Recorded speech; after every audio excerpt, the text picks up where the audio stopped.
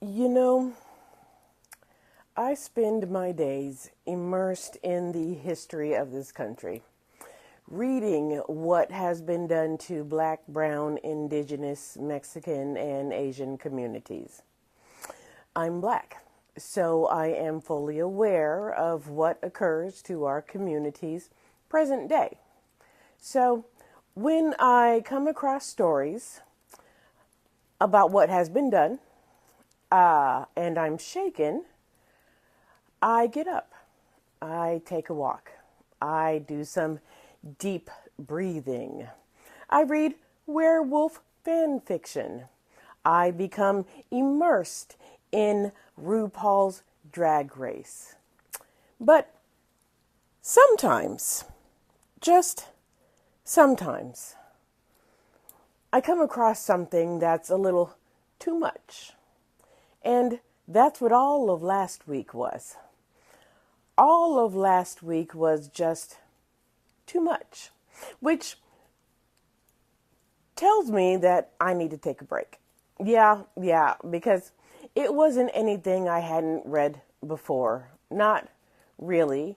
It was the normal bad. But by the time I got to Thursday, I was getting up and walking out every 15 minutes. Yeah. Let me share with you one of the things that I learned last week. Let me tell you about screws versus the United States. The year is 1945. Robert Hall, a black man, World War II veteran, had a .38 semi-automatic pistol with a pearl handle that he got while he was overseas.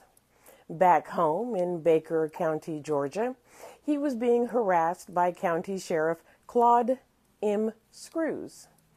Eventually, Screws would confiscate the .38 semi-automatic pistol with the pearl handle because he held the belief that blacks should not own firearms. Hall got in contact with a lawyer. The lawyer sent a letter to the sheriff demanding that the firearm be returned because Hall had not been charged with a crime. Well, that same day, Sheriff Screws, he trumped up a charge and forged a warrant alleging that Hall stole a tire. Screws, along with two deputies, arrested Hall and took him to the Baker County Courthouse. Once there, the two deputies and a drunk Sheriff Claude Screws brutalized the handcuffed Hall for 15 to 30 minutes in public view. Nobody stopped them. The three officers beat Hall, and after knocking him to the ground, continued beating him until he was unconscious. He was dragged feet first through the courthouse into the jail and thrown upon the floor while he was actively unaliving. And upon removal to the hospital, he was unalived within the hour. Surprisingly, a grand jury indicted the sheriff and his deputies on charges of violating Hall's civil rights. I didn't see a charge of murder. No, I didn't see one, but alas. All three men were convicted at the federal courthouse in Albany, Georgia. They were each sentenced to 3 years in federal prison and fined $1,000.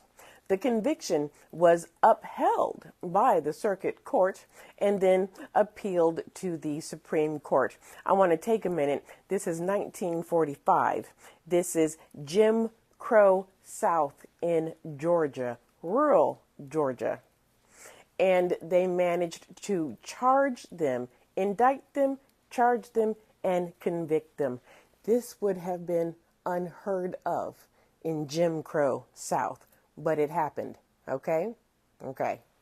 They appeal it to the Supreme Court.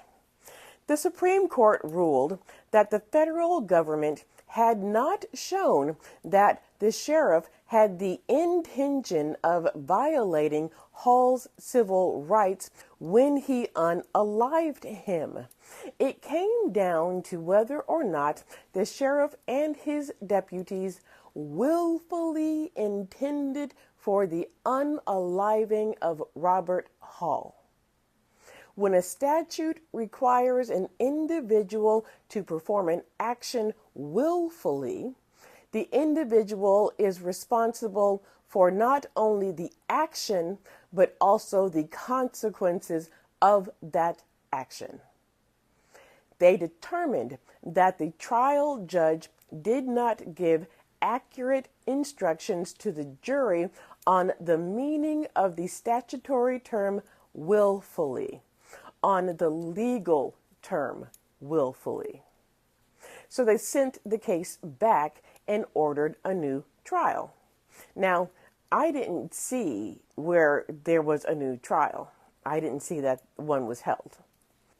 3 officers got away with trumping up charges on a black man and unaliving him because one officer, one sheriff, felt that blacks should not own firearms. This was the one that broke the camel's back for me last week. Yeah, it broke the camel's back for me last week, and I spent an entire day watching RuPaul's Drag Race the next day. So